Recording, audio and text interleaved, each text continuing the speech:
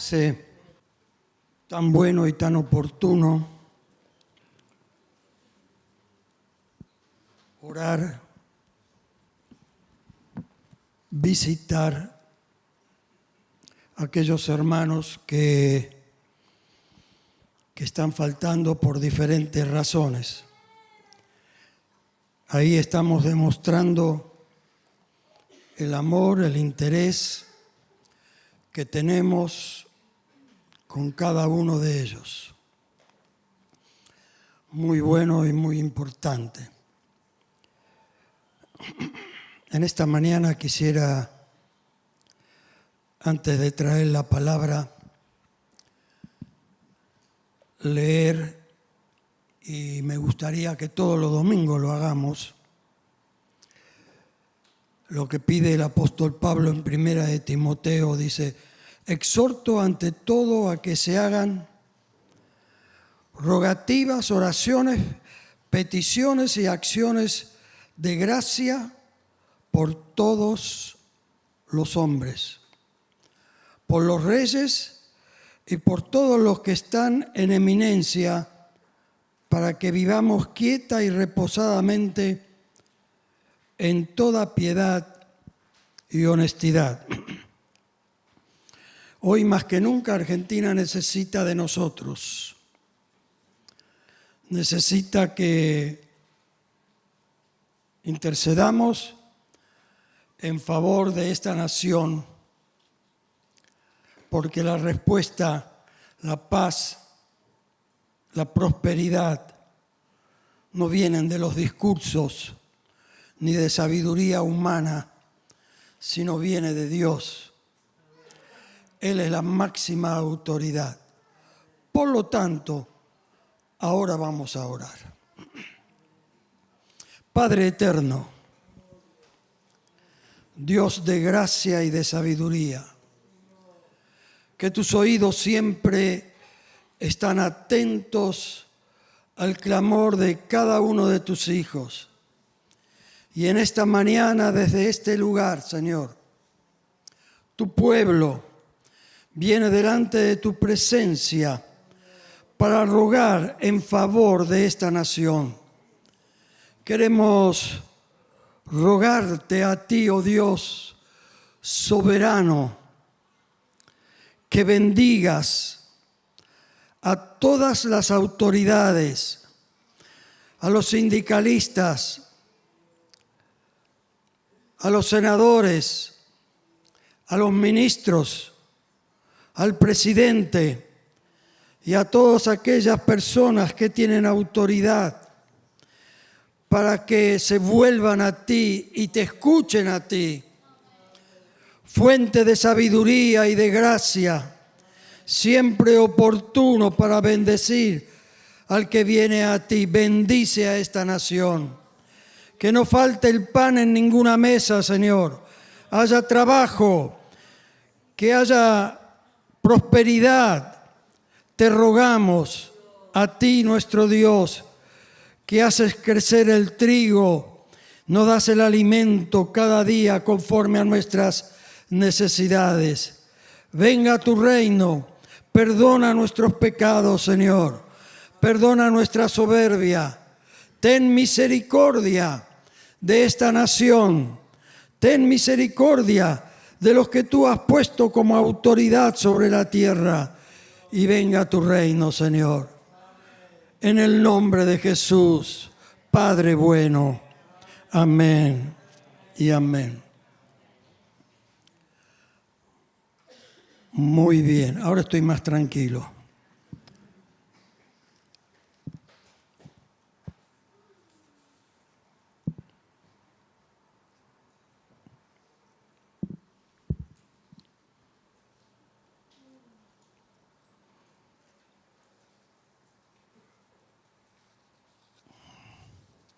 Durante 3 años, el Señor Jesús estuvo sobre la tierra, estuvo más, pero su ministerio fue durante 3 años. Y reunió algunos hombres a su lado. Había un poco de todo. Había un médico, habían pescadores, cobradores de impuestos, y los acercó para que vieran y les enseñó, los adoctrinó al lado de él para que pudieran ellos de primera mano ver, conocer cómo Jesús actuaba, cómo se movía en diferentes circunstancias, cómo respondía a aquellos fariseos o sacerdotes de aquella época que hacían las preguntas con doble sentido, pícaros, querían hacerle alguna trampa, y con mucha altura y con un corazón muy tierno, el Señor le respondía a cada uno de ellos. Le vieron orar, buscar a Dios, a su Padre. Se apartaba en algunos momentos en especial y rogaba al Padre, pidiendo consejo, pidiendo sabiduría, gracia, para continuar sobre la tierra enseñando. Y así se movió durante, como dije al principio, durante 3 años. Pero llegó el día de la muerte. Y los discípulos vieron cómo le castigaron, cómo le pusieron la corona de espina, cómo quedó la espalda de Jesús. Sin embargo, en ningún momento abrió su boca de maldición, en ningún momento clamó al Padre como para que los castigara, y así fue a la cruz y murió. Posiblemente nosotros, de tanto escuchar domingo tras domingo la muerte de Jesús, el sufrimiento de Jesús,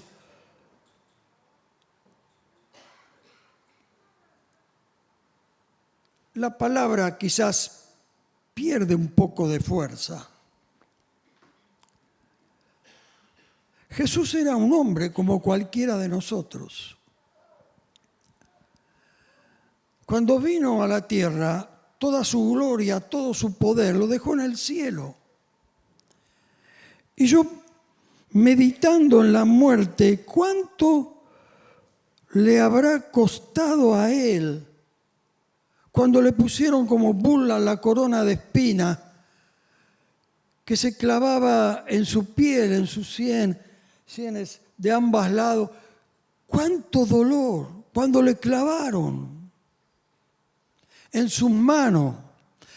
Quizás algunos está pensando, bueno, es Dios, tiene poder sobre su cuerpo, le pueden abrir el costado, clavarlo, no siente nada, se anestesia a sí mismo. Y no era así. Era un hombre. Y sin embargo lo hizo para que nosotros hoy pudiéramos disfrutar de su comunión, de su amor y de la paz que Él nos dio. Resucitó Jesús el tercer día y se apareció a los discípulos. Ya los discípulos, después de 3 años de estar a su lado, se habían desanimado. Especialmente Pedro decía, yo me voy a pescar, me voy a trabajar. Pero cuando apareció Jesús, parece que entró una nueva fuerza en ellos para salir y verlo a Él, lleno de gloria y de victoria. Y que cada palabra que Él les había dado se estaba cumpliendo. Pero hubo algo que los detuvo. ¿Qué fue? Estén todos juntos en Jerusalén hasta que sean investidos del poder del Espíritu Santo. ¿Y qué hicieron los apóstoles? ¿Qué hicieron estos hombres sencillos? Sencillamente obedecieron.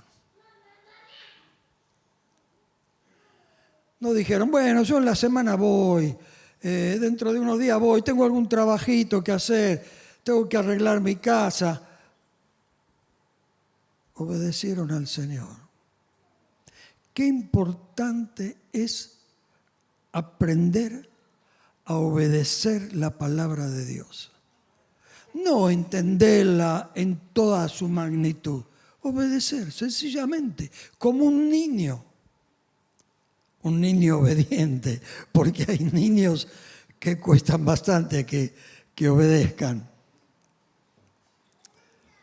Obedecieron, y dice la palabra que se reunieron y se agregaron otros y eran casi 120 los que estaban orando al Señor, esperando algo, la visita del Espíritu Santo. Ni sabían lo que eran los apóstoles. ¿Qué es el Espíritu Santo que va a venir? Ni sabían, ni se lo imaginaban, pero obedecieron. Cuando llegó el Espíritu Santo, dice la palabra que fue un tremendo estruendo, como una explosión. Y todos los vecinos de la zona, los habitantes de la zona corrieron. ¿Qué pasó? ¿Qué pasó? ¿Qué ocurrió? Y ahí había una multitud tremenda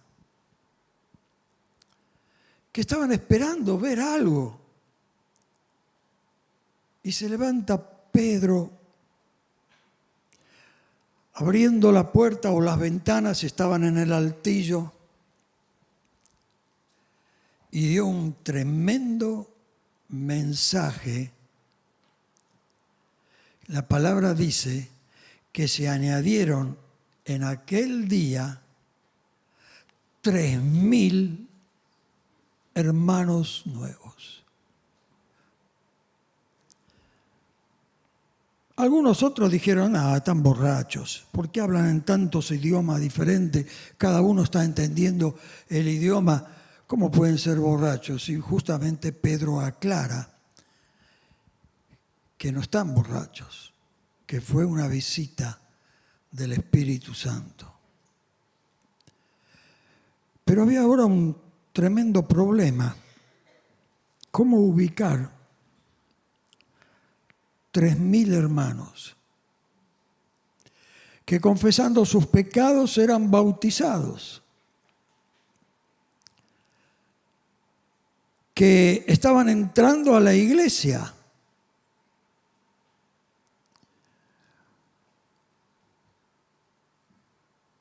Los apóstoles habían aprendido algo muy importante.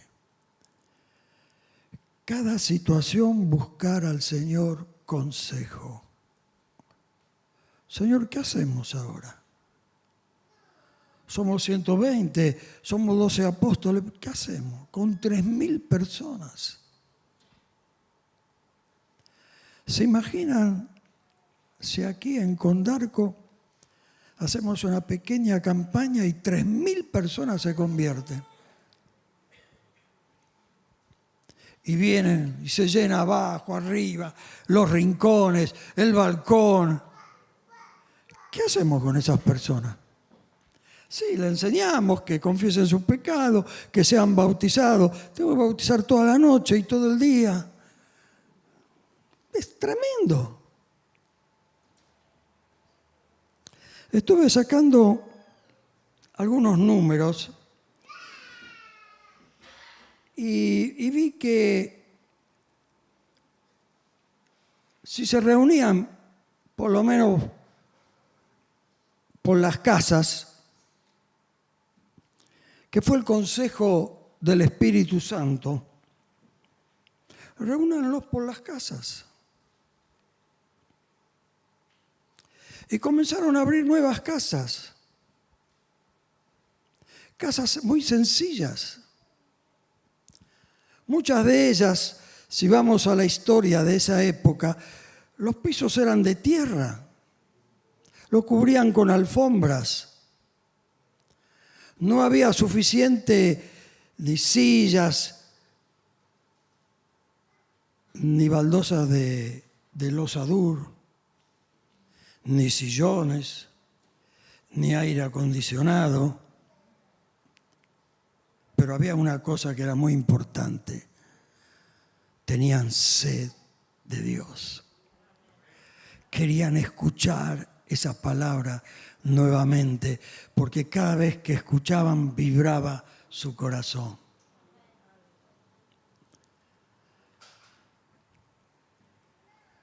Reunieron 7 diáconos, más los apóstoles.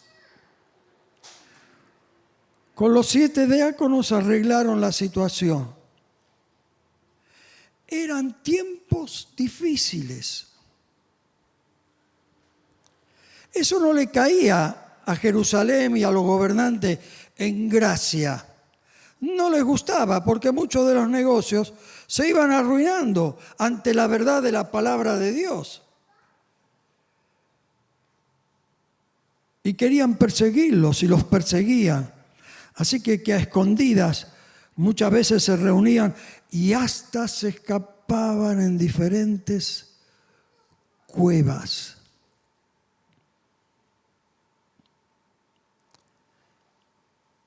Para escuchar la palabra de Dios. Queridos hermanos, yo quiero hacer énfasis en esta mañana la importancia que tienen los grupos caseros.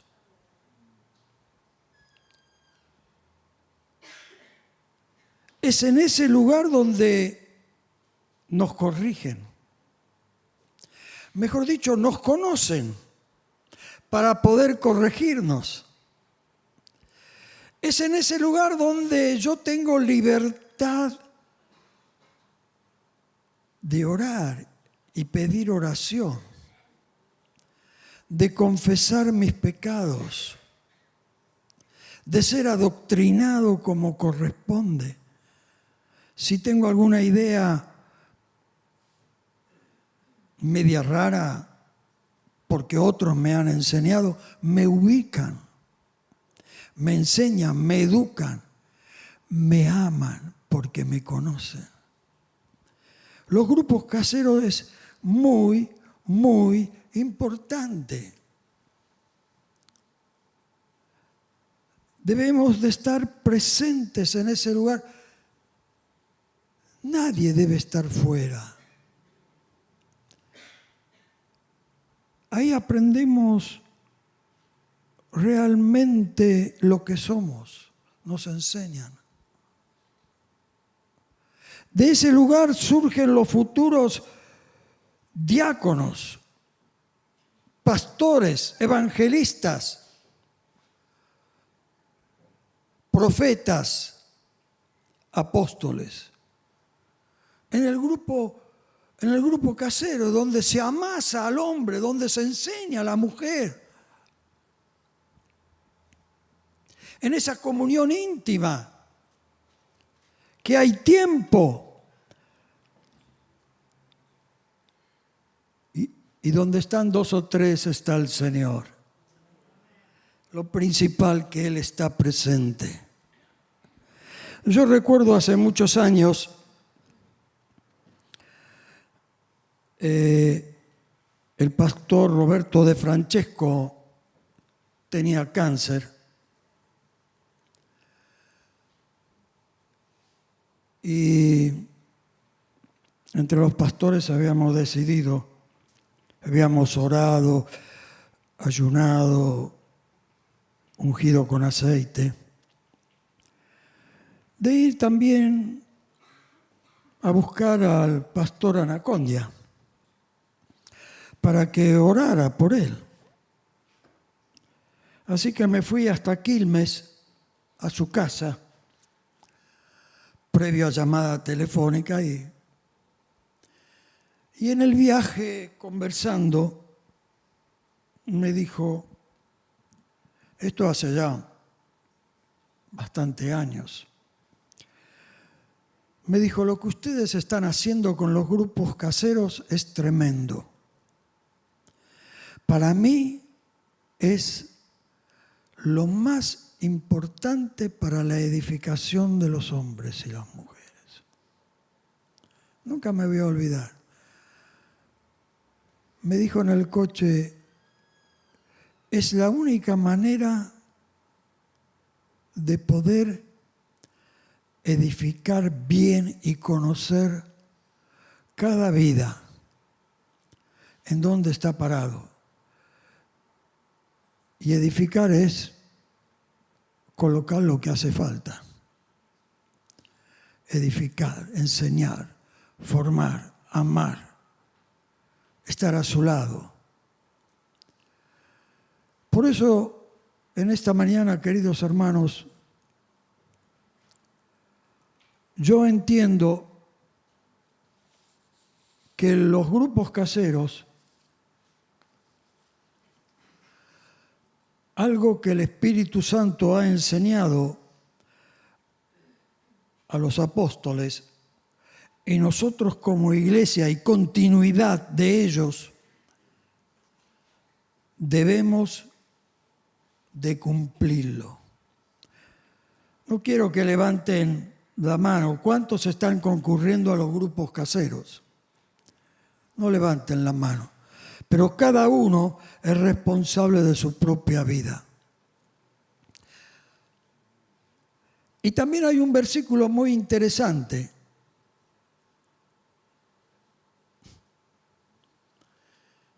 Que no debemos de faltar. En la época que los discípulos establecieron los grupos caseros, eran épocas muy difíciles. Tenían que disimular mucho porque había persecución. Había una iglesia que estaba creciendo y que respondía al Señor, y eso no le gustaba a muchos fariseos, a muchos sacerdotes, y le hacían la contra. Por eso cuando uno de los primeros diáconos, Esteban, era tanta la influencia y el poder que se estaba levantando, que lo llamaron al Sanedrín y le empezaron a hacer preguntas. ¿Por qué ustedes hacen esto? Y con mucha gracia, está en la palabra en el libro de los Hechos, comenzó Esteban a predicarles desde el principio y no soportaron. Los acusó a ellos. Y Esteban terminó apedreado y muerto. Era la única forma en esa época de sacar a alguien de la sociedad. Pero la palabra dice que levantando su mirada al cielo vio al Hijo de Dios sentado en el trono, aprobado por Dios. Pero había un hombre, se ve que era muy joven, que los judíos se sacaron esa manta que tenían encima y lo pusieron al pie de un jovencito que se llamaba Pablo, que aprobaba que mataran a Esteban. Y ahí comienza la persecución, porque la presión de la santidad de la iglesia era tremenda. Sacudía los postes, las mentiras de los sacerdotes de esa época. Los hermanos vivían en santidad, los hermanos vivían en amor, en gozo, en esperanza, con fe. Y Pablo comenzó a perseguir a la iglesia. y su nombre empezó a ser conocido. Y tenían temor, porque los arrancaba y los llevaba a la cárcel y eran torturados los hermanos. Hasta que Jesús se le apareció. Dijo: basta, Pablo. Dura cosa es dar coces contra el hijo. ¿A quién estás pateando? Me estás lastimando a mí. Y Pablo, medio sacudido, no entendía mucho, pero su vida cambió. ¿Quién eres, Señor? A mí me estás persiguiendo.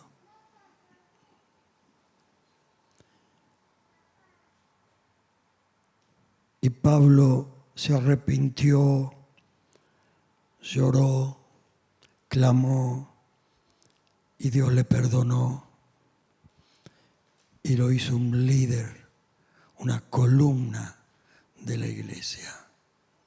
Ahora los que estaban sorprendidos eran los otros. ¿Cómo Pablo, que perseguía, ahora habla en favor de ellos? Queridos, cuando viene la verdad de Jesucristo en nuestra vida, nadie nos puede frenar. Hay poder, hay garantía, hay seguridad, hay respeto. Y eso lo logramos en el conocimiento de la palabra de Dios cuando estamos reunidos en amor. Nos reunimos en los grupos caseros algunas veces, no siempre. La parte de la comunión, luego de la palabra, es muy importante. Yo siempre respeto la parte de la comunión porque veo que surgen cosas nuevas. No es uno que habla y que enseña, sino ahora en la parte de la comunión todos hacen algún comentario, alguna palabra, alguna dificultad, alguna lucha. Cuentan, abren el corazón. ¿Para qué? Para ser edificados, para orar los unos para con los otros, para confesar pecados, sacar la inmundicia, la suciedad y tener paz con Dios. Es muy importante. Entonces, si los grupos caseros, si así lo deciden, pueden en un momento algo fácil, sencillo, comer juntos, con sencillez de corazón, como dice la palabra, ayudando al dueño de la casa. Si van llevando cada uno algo, se hace más sencillo. Entre risas y bendición viene la edificación. Y salimos felices de ser hijos de Dios.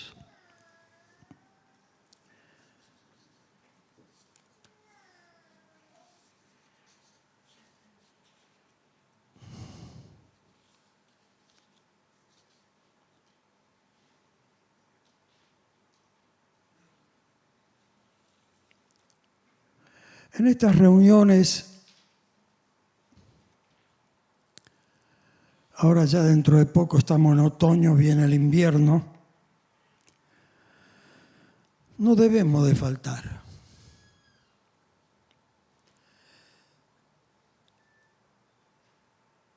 Si amamos a Dios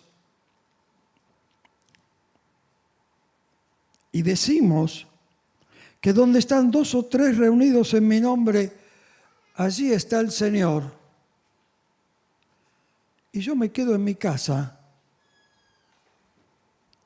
¿cuánto respeto le tengo al Señor? Hay razones, algunas veces estamos enfermos, hay una situación difícil, es aceptable, pero faltar por faltar no es aconsejable, no está bien. Yo me acuerdo hace muchos años, iba a visitar a mi novia, martes y jueves.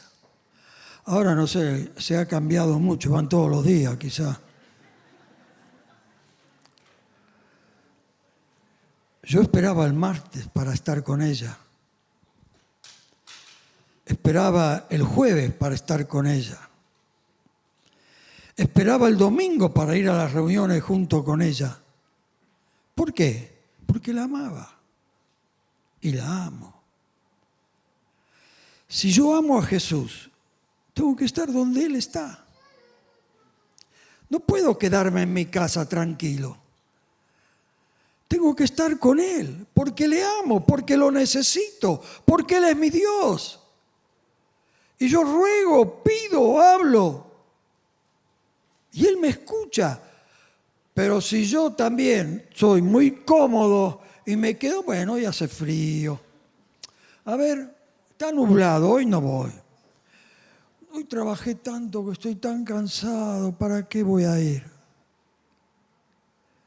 Entonces mi pregunta es, ¿cuál es el amor tuyo del Señor, hacia el Señor? ¿Quién está primero en tu vida? ¿Tu vida, tu comodidad, tu enfermedad? ¿O está el Señor? Buscad primeramente el reino de Dios significa que nunca debes de faltar. A menos, se entiende. Debemos aprender a vivir en consonancia con la palabra de Dios, a ser fieles a Él, honrarle y vivir y asimilar las enseñanzas que nos dan nuestros pastores, líderes, responsables, para que podamos vivir conforme a su voluntad, para que nuestra vida sea transformada a la imagen de Jesús. ¿Sabe cuál es la medida tuya cuando llegues al cielo? Si eres aprobado, si te pareces a Jesús.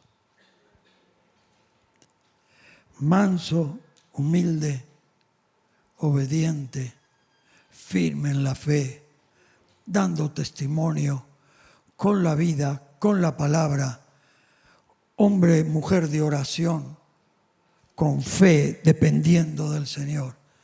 El Señor entonces dirá, buen siervo fiel, en lo poco fuiste fiel, sobre mucho te pondré.